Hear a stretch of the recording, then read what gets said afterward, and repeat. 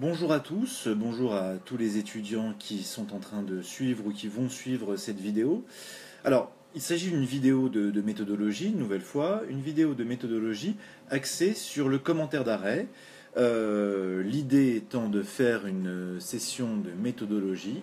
Voilà, un nouvel ici, étudiant qui vient. Une nouvelle session donc de méthodologie pour chaque type d'exercice, notamment cas pratique et dissertation. Le commentaire d'arrêt présente néanmoins quelques spécificités qui font que l'on va devoir aborder cet exercice de façon, alors vraiment pas à pas. Il y a plusieurs aspects que l'on doit voir ensemble, et tous ces aspects que l'on doit voir ensemble sont des aspects qui sont des aspects totalement ici importants. Alors tout d'abord, je vais me présenter, je m'appelle Mickaël Benilouche, je suis maître de conférences des universités.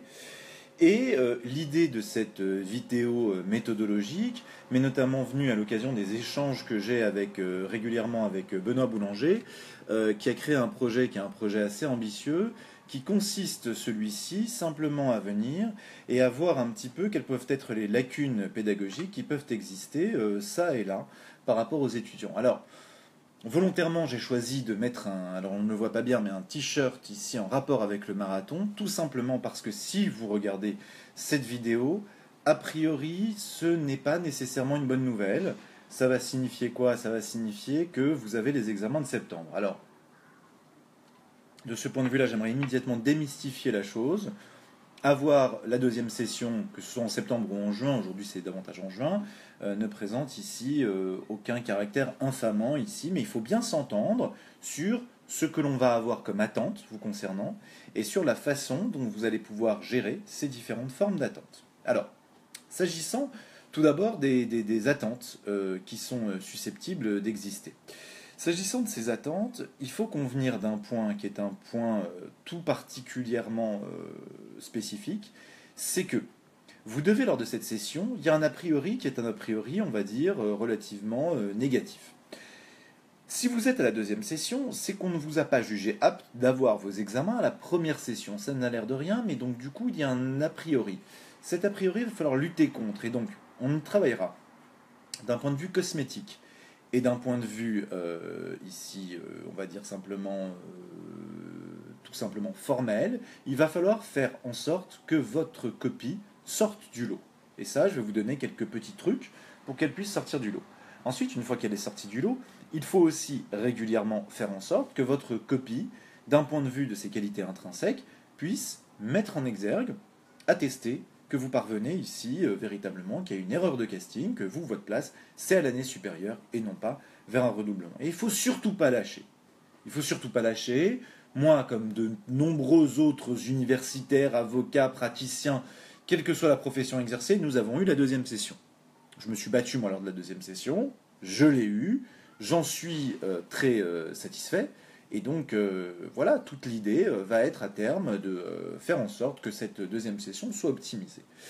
S'agissant du commentaire d'arrêt à proprement parler, tout d'abord, pour le commentaire d'arrêt, comme pour les différents types d'autres exercices, ce que je vous suggère, ce par quoi vous devez commencer, c'est d'avoir du matériel. Matériel, c'est-à-dire, bien évidemment c'est accepté, un code à jour, bon, des stabilos, et également, bien évidemment, une règle qui va vous permettre ici de bien tout structurer. Premier élément, cet élément-là, c'est de bien visualiser l'épreuve. Vous avez 3 heures. Le correcteur, s'il est particulièrement consciencieux, passera 15 minutes sur votre copie. Et la copie qu'il aura lue avant et celle qu'il lira après risque d'influencer sa notation. Donc il faut qu'entre ces deux copies, votre copie soit la meilleure. Comment va-t-on faire ? D'abord, première chose, la quantité, c'est véritablement pas ça qui va vous conduire spécialement à avoir une bonne note. Il va falloir privilégier des aspects qualitatifs. Et on va y revenir. Quand j'ai un arrêt en main, je ne lis jamais l'arrêt du début à la fin. C'est un langage juridique. C'est pas ici un langage qui est un langage courant. J'ai 3 heures uniquement. J'ai 3 heures ici, et pendant ces 3 heures, il va falloir que j'optimise mes 3 heures pour parvenir à ça. Je vais donc commencer par délimiter le champ d'investigation. Ce champ d'investigation va résulter de la solution qui est fournie par la Cour de cassation. Dans cette solution, dans l'attendu de principe, dans le visa, je vais bien trouver un texte ou surtout une notion, et mon commentaire va tourner autour de cette notion. Et c'est là où j'en arrive à répondre à la première question qui est posée, c'est tout simplement de se dire que lors du commentaire d'arrêt de cette épreuve-là, le commentaire d'arrêt est une épreuve faussement pratique. C'est une épreuve théorique. Il va falloir, au cours du commentaire d'arrêt, arriver à mettre en valeur les connaissances que vous allez avoir. Ne vous concentrez pas exclusivement sur le code. Pourquoi? Parce que va faire l'enseignant? Il va se dire, celui-là, il ne sait que recopier le code. Non, il y a des aspects de réflexion personnelle. C'est pourquoi je vous proposerai une sorte de plan type, sans les intituler. Là-dessus, j'attends d'échanger avec les uns et les autres pour justement qu'on puisse discuter de ces intitulés. Un plan type qui va vous permettre, ici, de discuter, d'avancer par rapport à ces différents aspects et justement de pouvoir résoudre le commentaire d'arrêt. Donc j'entame ma phase de lecture, je commence donc par la fin, j'identifie l'arrêt en question. Je l'identifie par différentes ici qualités. La date, cassation ou rejet, et enfin, est-ce un arrêt abondamment commenté? Cette dernière question, je ne peux y répondre que si soit je connais l'arrêt, soit lorsqu'on m'a reproduit l'arrêt, il est indiqué la référence aux différentes grandes revues qui existent. Bon, si j'ai un arrêt qui est un arrêt de cassation, que je connais, que cet arrêt a été abondamment commenté, qu'il est ancien, j'ai face à moi un arrêt de principe. Cet arrêt de principe, ici, il s'agit en réalité de faire en sorte, par rapport à cet arrêt de principe, de mettre en valeur l'analyse, c'est-à-dire l'analyse doctrinale classique qui est attendue de vous. L'arrêt récent, de rejet, il ne vous dit absolument rien, c'est un arrêt récent. On va plutôt ici pencher vers un arrêt qui est un arrêt d'espèce. Dans ce cas-là, cet arrêt d'espèce va simplement être utilisé afin d'évoquer la notion qui y figure en filigrane. Je ne commande pas un arrêt de principe et un arrêt d'espèce de la même façon. L'arrêt de principe, je vais commenter le principe, c'est un exercice hautement théorique. L'arrêt d'espèce, par contre, je vais utiliser cet arrêt d'espèce pour l'inclure dans mes développements. Alors, l'idée ici, alors bien évidemment, je réponds à vos questions. L'idée, bien évidemment, c'est d'essayer de faire en sorte de bien délimiter les choses. Alors je sais que vous avez des problèmes méthodologiques fréquemment. Ces problèmes méthodologiques, je pense qu'on peut assez facilement, non pas les résoudre, par un Facebook Live, ce serait délicat, mais on peut néanmoins essayer de lutter contre un certain nombre on va dire, d'erreurs qui sont commises. Moi, je vous conseille d'investir fortement, et là on attend bien évidemment, vous attendez une publicité de ma part, dans des stabilos. Alors quelle que soit la marque des stabilos, peu importe, dans des stabilos. La solution de la Cour de cassation, je vais la faire apparaître dans une couleur. Les moyens, dans une autre couleur. La solution de la Cour d'appel, dans une autre couleur. Et les faits, dans une autre couleur. Ça va me faciliter la lecture de la décision. Bon. Ensuite, une fois la décision lue, il y a plusieurs façons d'entamer son commentaire. D'abord, il va falloir établir un plan. Bon, alors par rapport au plan, il se peut que vous soyez très fort pour établir un plan. Si ce n'est pas le cas, normalement, le plan le meilleur, c'est celui qui va permettre, vous prenez l'attendu de principe formulé par la Cour de cassation, vous cassez la structure de celui-ci, et vous essayez de voir les deux idées qui apparaissent, ce seront vos deux parties. Il y a généralement, au tout début de la phrase, mais attendu que, et là on va vous expliquer un petit peu quel est le débat, et puis par la suite la solution préconisée. Et là, c'est la solution qui a été rendue. Alors, tout à l'heure, j'ai travaillé par exemple sur un arrêt de la chambre criminelle qui est un arrêt récent. C'est un arrêt de procédure pénale un peu complexe, donc je vous passe. L'idée, c'était quoi? Il y avait une géolocalisation dans un parking privé, et toute l'idée était de savoir le point de savoir si ce parking privé pouvait être assimilé à une habitation. Pour la Cour de cassation, la réponse elle était négative. Et c'est un arrêt de rejet. Bon. Donc voilà quelle est l'idée ici de façon générale. Donc, en délimitant de cette façon-là, on arrive à bien structurer. Un arrêt de rejet ne se commande pas comme un arrêt de principe. Là, vos deux questions, que ce soit Marlon ou Benoît, se rejoignent. Un arrêt de principe, là, un arrêt de cassation, on va avoir la solution de la Cour de cassation qui apparaît après, mais attendu que. La contradiction apparaît. Mais attendu que, et à la suite, casse et annule. Donc, les moyens sont avant, la solution de la Cour de casse est après, on remonte encore un petit peu, on voit apparaître les faits, et tout en haut, c'est le visa de la Cour de cassation. Et on va y revenir, je vais essayer de faire en sorte, par la suite dans les développements, de faire en sorte que votre commentaire ne tourne pas trop vers la dissertation, et également que vos titres soient des titres qui soient le plus beau possible, cosmétiques, esthétiques. Vos titres, dites-vous-le bien, doivent être des titres beaux gosses. Pourquoi? Une nouvelle fois, ici, il faut que vos intitulés de titres permettent au correcteur de se dire cette copie détonne, elle est meilleure que les autres. Il passe moins de temps que vous ne pensez sur la copie. Alors, on reprend sur ces différents aspects. L'idée de façon générale, c'est quoi? C'est qu'on va avoir le rappel des faits, différents attendus, des guillemets qui sont employés. Lorsque ce sont des guillemets, ce sont les prétentions des parties, ce sont les pourvois qui sont formulés, et donc par la suite, mais attendus, et la solution qui est proposée par la Cour de cassation. Une fois qu'on a lu l'arrêt, on essaye de déterminer un plan. Alors, on l'a tous connu. Ce moment terrible où j'ai lu l'arrêt, je n'ai rien compris, ou mieux encore, j'ai tout compris, mais je ne sais pas du tout quoi dire. Alors, que je sois dans un cas ou dans l'autre, l'idée, de façon générale, quelle va-t-elle être? C'est une idée qui est une idée toute simple. Si je suis dans une situation dans laquelle j'ai quelques hésitations par rapport au plan, je n'arrive pas à faire un plan cohérent. Il y a une idée de façon générale, c'est une sorte de plan type à utiliser avec modération, qu'on peut utiliser lorsqu'il n'y a qu'une seule idée dans l'arrêt, qu'on a du mal à commenter l'arrêt parce qu'on se dit il y a trop peu d'éléments dans cette décision. Ce plan type, c'est quoi? Dans mon grand 1A, je vais évoquer l'état du droit antérieur. L'état du droit antérieur, soit je le connais, soit je le retrouve dans le code, soit surtout l'état du droit antérieur, c'est aussi discuter de la solution de la cour d'appel, si tant est que la solution de la cour d'appel diffère de celle de la cour de cassation. Mais quoi qu'il en soit, c'est l'état du droit antérieur.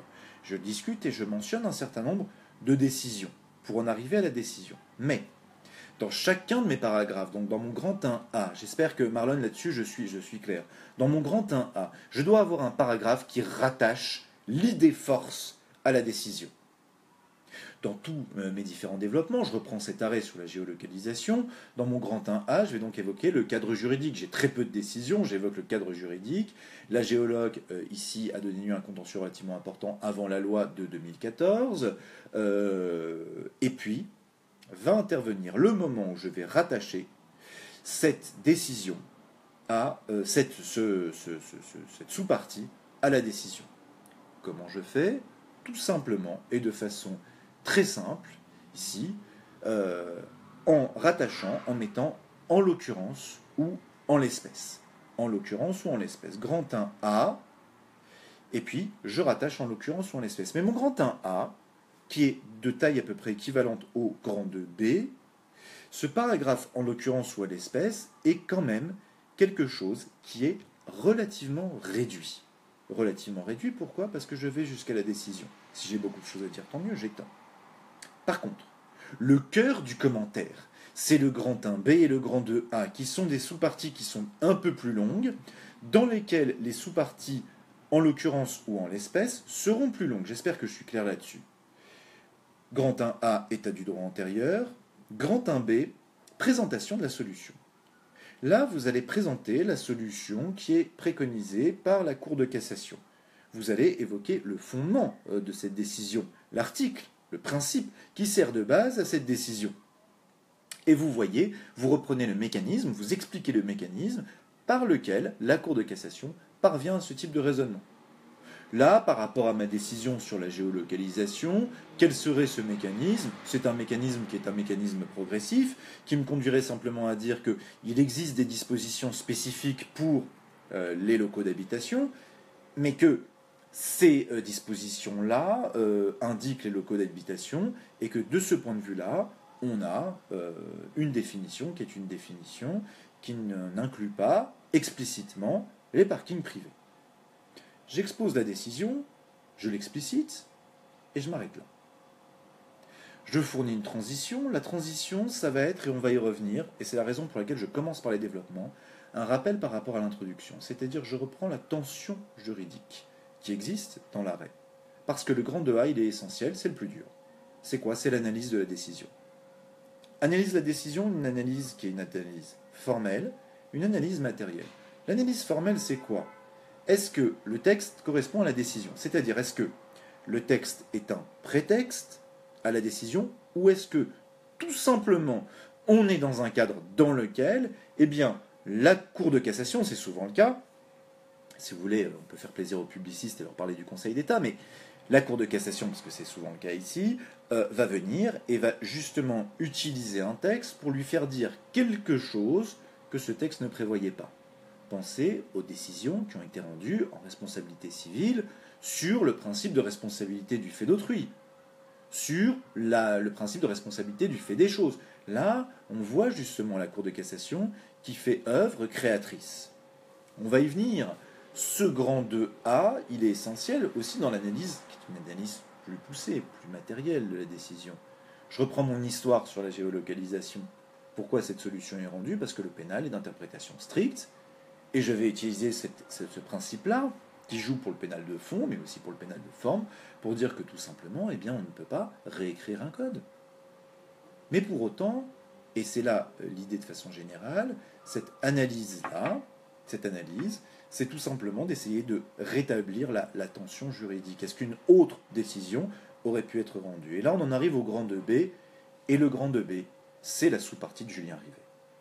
Julien est très intéressé par ce grand 2B. L'idée dans le grand 2B, on ne doit pas avoir une sous-partie qui est déconnectée du commentaire. Ne faites pas des grands 2B comme moi j'en avais l'habitude, ce que j'appelais ces fameux magnifiques, des grands 2B falaises, où je me retrouve dans une situation dans laquelle mon grand 2B est une sous-partie qui finalement est une sous-partie assez anecdotique dans laquelle je vais raconter tout et n'importe quoi. Non, il doit être bien structuré. Cette fois, je pars de l'arrêt, en l'espèce, et je rétablis la solution. Alors, ce grand 2B, tout va dépendre. Soit l'arrêt est ancien, et votre grand 2B prend l'évolution du droit positif depuis, après avoir bien évidemment explicité cette solution, soit il est récent, et là, ça fait très peur. Quand on a une solution qui est très récente, qu'est-ce que l'on fait? L'idée générale, quand on a quelque chose de récent, c'est d'envisager un certain nombre d'aspects. Alors, le 5 juillet, par exemple, la Cour de cassation va se prononcer sur, ici, encore une fois, des problèmes de gestation pour autrui. Là, un grand 2B, alors qu'on a la décision à commenter, elle vient d'être rendue. Que faire par rapport à ça? On envisage d'éventuels recours. Dans certaines matières, droit de la famille, surtout la conjugalité et l'enfant, également en droit pénal, en procédure pénale, dans d'autres domaines qui ici m'échappent, on peut dans ce grand 2B simplement s'interroger sur l'adéquation de la décision qui a été rendue, avec tout simplement la disposition de la Convention européenne des droits de l'homme ou du bloc de constitutionnalité.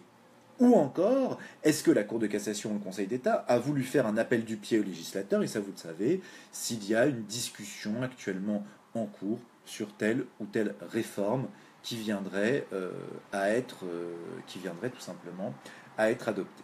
Alors, je vous remercie en tout cas pour tous les commentaires qui ont trait à mon t-shirt. Une nouvelle fois, c'est un t-shirt qui est censé vous donner la pêche, la patate. Ici, c'est un t-shirt de marathonien. Une nouvelle fois, on parle du marathon ici.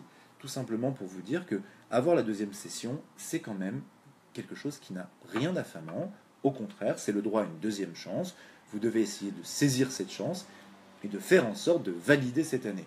Et de ce point de vue-là, par rapport à votre motivation, et je sais que pour certains, elle est très forte, surtout ne vous laissez pas abattre. J'entends ici ou là, et c'est un point justement, j'avais une divergence, et dans mon bouquin, Chronique d'un maître de conférence, que tout le monde adore et tout le monde s'arrache, actuellement, il y avait un commentaire à un moment donné où je dis voilà, à mon sens, quand on a la deuxième session, il faut se battre et surtout pas appliquer cet adage qu'il vaut mieux reculer pour mieux sauter. Non, si vous avez ne serait-ce même que 7, 8 de moyenne, vous n'êtes pas si loin que ça. Et je vais vous donner quelques trucs pour rendre votre introduction bonne, pour rendre vos titres intéressants. Ça peut vous permettre de passer assez facilement d'un 9 à un 12 à un 13, et ça peut tout changer. Au moins, si vous ne validez pas l'année, essayez de valider un maximum de matière. Bon. Alors j'en reviens à mon commentaire. Voici la trame, la structure. J'ai voulu commencer par ce plan-là, parce que je pense que c'est un plan qui peut aider, vous fournir un guide. Donc je répète, chaque sous-partie doit se rattacher au commentaire pour éviter la dissertation, par un paragraphe spécialement consacré qui commence par « en l'espèce » ou « en l'occurrence ». En fait, chaque sous-partie contient 2 paragraphes qui ne sont pas spécifiquement adaptés, mais simplement vous jouez avec les alinéas, vous allez à la ligne. Tout d'abord, vous explicitez le titre, et ensuite vous rattachez à l'arrêt. Vous explicitez le titre, puis vous rattachez à l'arrêt. Voilà, moi, les conseils que je peux vous donner. Après l'introduction, c'est votre fiche d'arrêt. Pour votre fiche d'arrêt, de ce point de vue-là, je sais qu'il se peut qu'il y ait un certain nombre de questions. Il y a quand même une petite technicité à obtenir. Reprenez différentes méthodologies. Moi, ce que je peux vous conseiller, c'est tout simplement d'abord, on débute par une phrase d'attaque. L'accroche, elle est importante. Ça va être lu par le correcteur, l'accroche. L'accroche, le plan et l'intro, c'est essentiel. L'accroche, une citation. Alors, il faut que la citation elle soit en rapport avec l'arrêt. Bon, il faut la connaître. Vous allez me dire, oui, mais peut-être qu'à 10 jours de l'examen, je ne vais pas réussir à tout connaître par cœur ou tout apprendre par cœur. Non, prenez quelques citations. Moi, il y a quelques citations que j'aime beaucoup, ici, que vous pouvez reprendre. C'est des citations, d'abord, c'est uniquement des auteurs qui sont passés à la postérité. Je crois que je m'en suis déjà expliqué. Les auteurs qui sont passés à la postérité donc, sont décédés. Moi, j'aime bien Montesquieu. Et si vous avez justement une décision dans laquelle on montre qu'un texte est quand même mal formulé, qu'un texte ici est vieilli, et bien dans ce cas-là, pourquoi ne pas aller jusqu'au bout de la logique? Vous y allez, vous citez du Montesquieu, les lois inutiles affaiblissent les lois nécessaires, ou encore le fait simplement de dire qu'il ne faut toucher aux lois que d'une main tremblante. C'est dans De l'esprit des lois. Personne ne va venir, ne va critiquer. Il faut que ce soit en rapport. Ensuite, vous allez introduire l'arrêt. Mais avant cela, si on a une décision ici qui va toucher à d'autres aspects, eh bien, pourquoi pas? Moi, j'aime beaucoup Zola. Vous pouvez citer du Zola de la même façon en évoquant tout simplement qu'il... Alors, Zola, c'était dans le J'accuse, qui indiquait donc qu'il n'est de justice que dans la vérité, ne de vérité que dans la justice. Ça s'applique bien à un certain nombre de thématiques, notamment en matière procédurale, toutes les questions qui sont relatives à la preuve, donc toutes les matières procédurales, plus le droit de la famille. Prenez comme ça une petite dizaine de citations, quelques-unes, 3-4 par matière, c'est suffisant, que vous allez essayer de rétablir. Puis vous rattachez à la décision. L'arrêt qu'il est ici donné de commenter est une décision de vous posez la chambre de la juridiction en date du et vous posez la date et vous allez à la ligne. Vous allez à la ligne, là c'est le rappel des faits, très bien, rappel des faits et par la suite la procédure. Alors, Josué ici me pose une question sur la citation en elle-même. La citation en elle-même, non, ne développez pas trop la citation parce que sinon vous allez tendre vers une dissertation. Quand je vous ferai une méthodologie, si vous le souhaitez, hein, bien évidemment, une méthodologie autour de la dissertation, là-dessus, je vous dirai des approches qui sont différentes. Bon. Donc, de façon générale, à mon sens, il va falloir tout à fait ici faire un rappel des faits. Dans le rappel des faits, vous ne pouvez pas, vous ne devez pas recopier ce qu'il y a dans la décision à proprement parler. Il faut remettre les choses dans l'ordre. Ne recopiez pas la décision, on ne parle pas, on n'écrit pas dans la vraie vie comme une cour de cassation. Donc vous reprenez les éléments pertinents et vous ne conservez que les éléments pertinents. Alors, on va essayer de prendre quelques exemples ici, voilà, sans vouloir vexer des gens. On a par exemple une affaire dans laquelle le petit Kevin a mis un bâton dans l'œil de Marlon, par exemple. Là, c'est pas bien ça. Bon. Le petit Kevin, 10 ans, qui habite tel endroit, dont la maman s'appelle Jocelyne, et ainsi de suite. Les prénoms importent peu. Il faut, si on est en matière de responsabilité, quelle que soit cette responsabilité, pénale, civile et ainsi de suite, eh bien, il faut rétablir aux personnes leur qualité. La victime, l'auteur, et vous poursuivez de cette façon-là. Le fait que le petit Kevin soit petit importe peu. Le fait qu'il soit mineur est très important. Pourquoi? Ce n'est pas le même régime de responsabilité qui est susceptible de s'appliquer. En pénal, il y a des incidences. En civil, il y a des incidences. Le fait qu'il soit mineur est important. Pareil par rapport à un individu, le fait qu'il soit chef d'entreprise peut avoir son importance. Par contre, les prénoms importent peu. Alors, les prénoms importent peu, on a le requérant, souvent. En pénal, il y a d'autres formulations qui existent, qui sont très spécifiques. Et puis, en appel, on a l'appelant, et celui contre qui on fait l'appel, on a l'intimé. Essayez d'employer ces formes de terminologie juridique, de regarder quelle est la bonne terminologie. Le rappel des faits se veut d'être succinct et simple. Pour y parvenir, comment fait-on quand on a des difficultés? Faites de courtes phrases, claires, précises. Utilisez des aspects chronologiques. Présentez les faits, comme dans un cas pratique. Quelque chose de simple, d'assez pragmatique. Le rappel de la procédure, simplement de rappeler les différents aspects. Ne rajoutez pas d'autres éléments. La date précise du jugement en première instance importe peu. Bon. Après, l'arrêt d'appel, il est important de détailler quelque peu. Si vous avez un arrêt qui est confirmatif, c'est un indice. Si l'arrêt est confirmatif, ça signifie que et le tribunal et la cour d'appel sont d'accord. Et donc si on a une cassation, ça veut dire qu'on a une opposition assez forte entre la cour de cassation et les juridictions de fond. Et puis vous présentez les moyens au pourvoi. Et là arrive le moment fatidique, le point sur lequel quasiment vous êtes noté, la question de droit. Et alors là, on entend et on voit tout et n'importe quoi. Alors je vais vous proposer ma façon de procéder, qui est peut-être pas celle qui concerne tout le monde, mais dans cette façon, dans ce que je vais vous proposer, tout simplement, c'est d'essayer, dans cette question de droit, de faire en sorte que vous ayez quelque chose qui soit optimisé. Alors, la question de droit, c'est le moment fécond, c'est le moment important, on se concentre. Pour savoir quelle est la question de droit, il faut savoir ce que dit la Cour de cassation. Il y avait, il y a longtemps, des jeux télévisés, et un qui était essentiel, c'était le Géopardy. On vous donne la réponse, vous devez trouver la question. Un arrêt et un commentaire d'arrêt, c'est un Géopardy. C'est-à-dire que, dans un commentaire d'arrêt, on vous donne une solution. C'est à vous de trouver la question qui était posée. Et la question qui est posée à qui? C'est la question qui est posée à la Cour de cassation. Alors on y va. Quelle question est posée à la Cour de cassation? Et on voit sa réponse. Donc vous laissez en blanc cette question, et puis par la suite, la réponse est la chose suivante. En cassant l'arrêt, la Cour de cassation répond par la négative à cette question. Ou, en rejetant l'arrêt, le pourvoi, la Cour de cassation répond par la positive à cette question. Vous pouvez inverser positive et négative. Là, vous avez posé le réel problème de droit. Il peut y avoir plusieurs problèmes de droit, auquel cas il y aura une partie par problème de droit. Mais en faisant cette façon-là, vous ne pouvez pas vous tromper.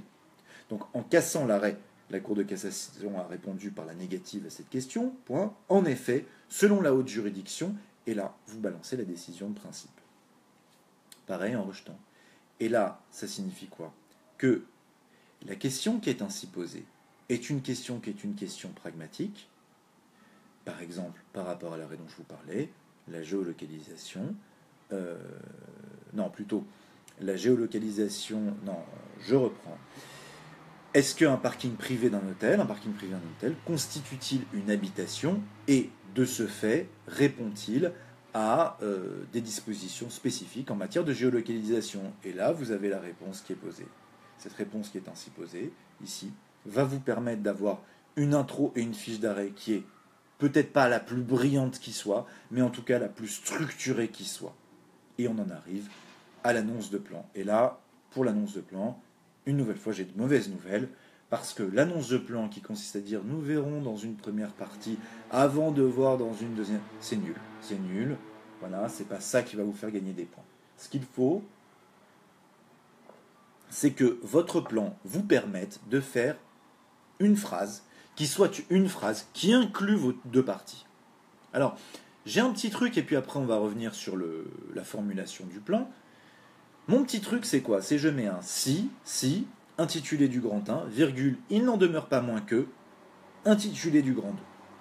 À la fin d'intitulé du grand 1, je mets grand 1. À la fin d'intitulé du grand 2, je mets grand 2, je saute une ligne, grand 1. Si je suis en bas d'une page, je vais à la page suivante. Voilà. C'est-à-dire que, tout simplement ici, je suis parvenu comme ça à formuler mon introduction. Alors, si vous avez des questions sur l'introduction, je peux y répondre. Sinon, on passe à cet aspect essentiel, le plan. Parce qu'à mon sens, le correcteur va passer. Et de ce point de vue-là, je n'ai pas fait le compte du nombre de copies que j'ai corrigées, mais je suis universitaire depuis tellement longtemps que À mon avis, ce nombre doit être absolument formidable. Euh, voilà. Qu'est-ce que je vais lire en priorité? Surtout quand j'ai beaucoup de copies. Je lis l'intro, phrase d'attaque, accroche, problème de droit, et le plan intitulé les exemples qui sont formulés. Ce n'est pas un plan de dissertation. C'est là la grande différence avec la disserte. Ce n'est pas un plan de dissertation, ça signifie quoi? Ça va signifier que, comme je ne suis pas face à un plan de dissertation, l'idée de façon générale, c'est quoi? C'est que je vais devoir, dans mon plan, me souvenir que c'est un commentaire d'arrêt. Un commentaire d'arrêt impose un mouvement. Mes intitulés vont refléter ce mouvement. Je ne peux pas titrer sur un principe. Je ne peux pas dire le domicile n'est pas le parking n'est pas un domicile. Non, ça présente aucun intérêt. Il faut que je montre le mouvement qui est rendu. Alors ce mouvement, c'est d'employer des termes qui impliquent un mouvement. La détermination, la caractérisation, l'affirmation, le rejet, et tous ces types d'intitulés, la réformation, la confirmation, tous ces types de termes qui montrent un mouvement. Pareil, les plans suspense, c'est fini, il faut arrêter ça. Le plan qui consiste à couper et de mettre des petits points à la fin de la première phrase pour arriver à une deuxième phrase, aussi on retire. On retire les verbes conjugués et on essaye de formuler comme ça un certain nombre de plans et on travaille ces titres. Ces titres de façon à ce qu'ils puissent se répondre, à ce qu'ils soient suffisamment explicites. Comment est-ce qu'ils sont explicites? Parfois on change un terme, parfois on fait un effet de rappel. Alors, de ce point de vue-là, comment est-ce qu'on procède? On essaye de faire en sorte d'avoir un relatif parallélisme des formes. Le grand 1 va avec le grand 2, et chaque grand A est à travailler avec le grand B. Et on essaie de faire en sorte d'avoir des titres qui sont explicites. C'est-à-dire que tout à l'heure, je vous donnais un plan type. Ce plan type, ce ne sont pas, bien évidemment, des titres à proprement parler. C'est simplement le contenu. L'état du droit antérieur, je ne vais pas indiquer ici, ça c'est pas un titre. La géolocalisation, ce n'est pas un titre. Mais par contre, ici, la réaffirmation des spécificités d'une géolocalisation, ça c'est un titre. Le rejet d'un parking privé comme habitation, ça c'est un titre également. Je vais aller comme ça sur des parallélismes de forme.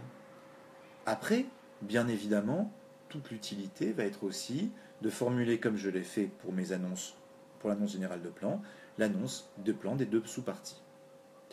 Alors, vous allez dire, c'est quand même très strict ici, et très fréquemment quand on discute avec des personnes d'autres disciplines, et même, ça c'est justement un des commentaires de mon ouvrage, et un commentaire d'un ouvrage excellent que j'ai lu, le dernier ouvrage juridique, c'est Le droit saisi par la science-fiction, qui a été rédigé sous la direction de mon collègue Fabrice de Ferrare.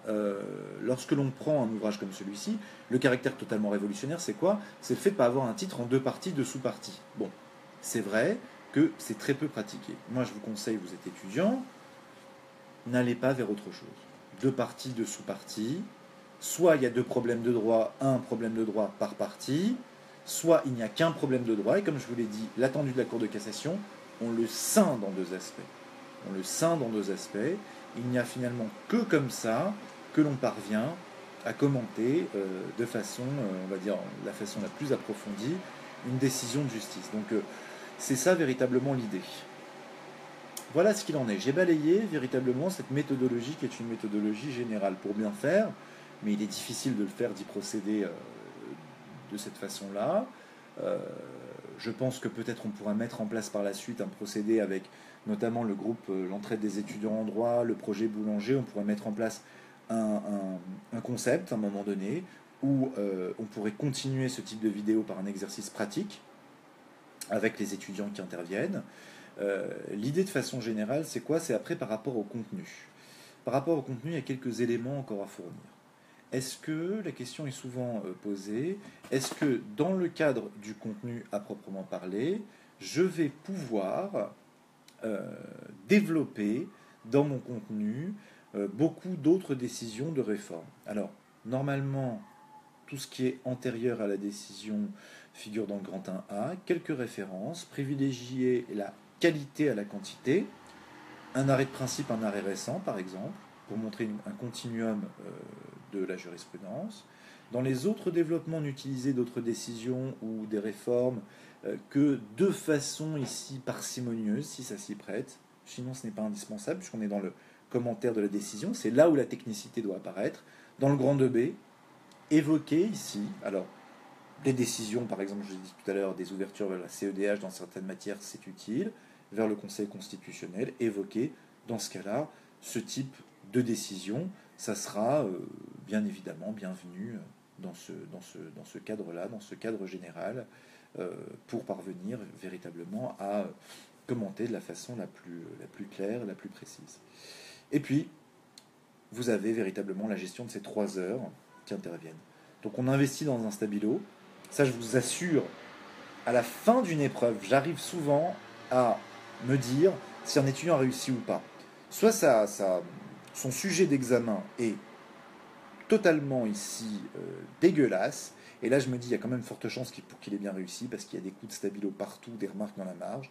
Soit c'est quelque chose qui est complètement ici laissé tel quel, et là vraiment souvent c'est que simplement l'étudiant n'y a pas touché, n'a fait que lire de ce point de vue-là. Essayez de gagner du temps, parce qu'il faut que vous gagniez au moins 5 à 10 minutes sur la fin de vos développements. Ces 5 à 10 minutes doivent être consacrées totalement à la relecture. Il est impératif qu'il n'y ait aucune faute d'orthographe dans vos titres. Impératif.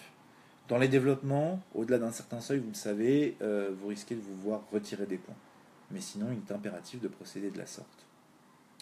Donc, voilà ici cette méthodologie. Alors, j'espère que ça vous sera utile. En fait, en réalité, j'aurais espéré que ça ne vous soit pas utile, parce qu'il est toujours préférable de valider lors de la première session. La deuxième session, c'est toujours quelque chose de délicat. Songez que dans certaines universités, et puis surtout il y a quelques années, elle avait lieu au mois de septembre, ça vous gâchait totalement les vacances. Là, ça vous gâche quelques semaines. Révisez le plus possible. Le commentaire est un faux exercice, comme je vous le disais, pratique. C'est un exercice théorique. Ça doit être le prétexte pour mettre en relief véritablement toutes vos connaissances en la matière. Alors, je vous remercie de m'avoir suivi. J'espère ici que cette vidéo vous sera utile. Et tout simplement, je vous souhaite bon courage pour la suite. Et si vous le souhaitez, la semaine prochaine, on pourra essayer de travailler sur les autres exercices. À très bientôt, merci.